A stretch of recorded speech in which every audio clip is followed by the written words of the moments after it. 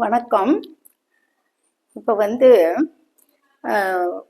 ஒரு வண்டி அக்கறையில் ஒரு வண்டி ரிப்பேராக போயிடுச்சு. அந்த வண்டி என்ன செய்கிறாங்க, ஓடத்தில் ஏற்றிக்கிட்டு இக்கரைக்கு கொண்டு வந்துடுறாங்க. இக்கரைக்கு கொண்டு வந்து அதை பழுது பார்த்து ஒரு ஆசாரியை பார்த்து, அந்த ஆசாரி வேலை செய்கிறவங்கள பார்த்து அந்த பழுதுபடுத்திட்டு அந்த வண்டியை ஓடசெல்லாம் அடைச்சிட்டு அதே அந்த ஓடத்தில் போட்டில் ஏற்றிக்கிட்டு அக்கறைக்கு கொண்டுக்கிட்டு போயிடுறாங்க. அப்போ ஒரு நாள் அந்த ஓடத்துக்கு ஓட்டையாக போகுது. அந்த ஓடமே தண்ணியில் போய் போய் போய் அந்த மரமெல்லாம் ஓட்டையாக போயிடுச்சு.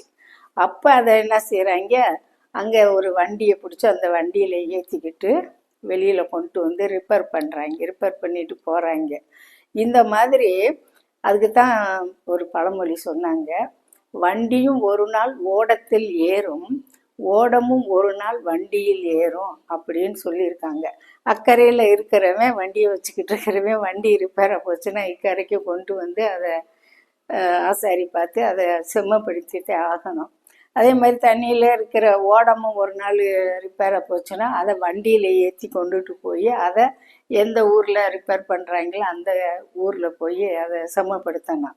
இந்த மாதிரி ஒன்றுக்கு ஒன்று பாருங்கள், இது இல்லாட்டி இது இல்லை, இது இல்லாட்டி இது இல்லைன்ற மாதிரி. ஒரு ஓடம் இல்லைன்னா அந்த வண்டியை ஏற்றிட்டு வர்றதுக்கு வழி இல்லை.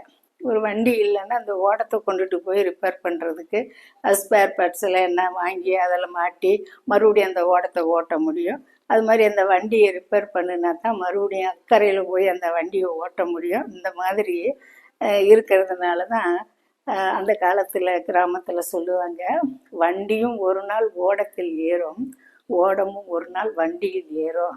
இது மாற்றவே முடியாது, எதுனாலும் ஒரு நாள் நடந்தே தீரும் அப்படின்றதுக்காக தான் இந்த பழமொழியை கிராமத்துகளில் சொல்லியிருக்காங்க. இந்த பதிவு பிடிச்சிருந்துச்சுன்னா லைக் பண்ணுங்கள், ஷேர் பண்ணுங்கள், சப்ஸ்கிரைப் பண்ணுங்கள். நன்றி, வணக்கம்.